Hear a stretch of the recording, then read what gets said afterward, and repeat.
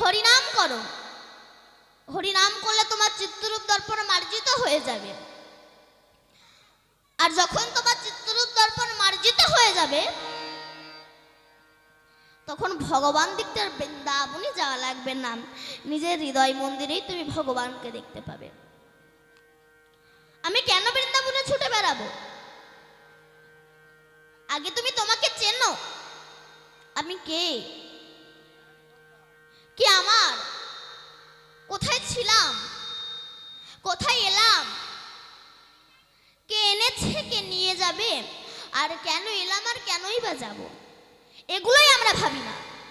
কুসঙ্গ করতে করতে সৎসঙ্গই করা হলো না, আর ভবিষ্যতে চিন্তা তো করাই হলো না। নিজের হৃদয় মন্দিরে তুমি ভগবানকে দেখতে পাবে যদি গুরু কৃপা হয়। কিন্তু হচ্ছে না কেন?